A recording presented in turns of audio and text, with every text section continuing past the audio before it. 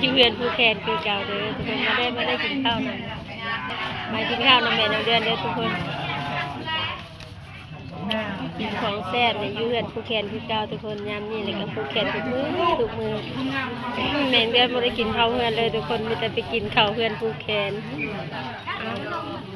เอาเบิ่งบรรยากาศนำกันทุกคนแขกคนร้ายแห่งบ้านนาบ้านนายกระทิงเมืองอัศพรเด้อทุกคนบ้านแม่โรงเรียนเองเด้อทุกคนเนี่ยปานงานดอกโลดทุกคนปานงานแต่งโลดเพิ่นเอาตู้เอาอย่างมาเปิดได้ทุกคนเนี่ย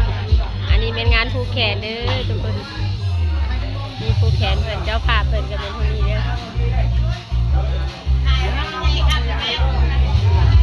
ถามว่าบรรยากาศน้ำกันทุกคนฝากติดตามแม่โรงเรียนในกดไลค์กดแชร์เนี่ย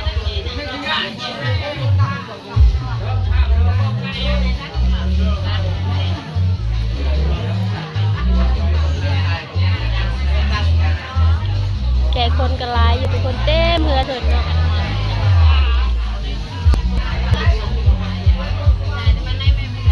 กำลังกินข้าวคนกำลัง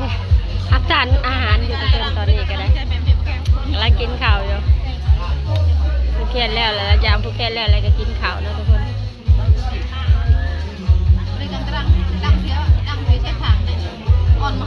บูเมนงานแต่งเด้อทุกคนงานผู้แขนผู้ขาวเด้อเจ้าภาพงานกันมันผู้นี้แหละทุกคนสายผู้แขนเต็มแขนอยู่แม่เนี่ย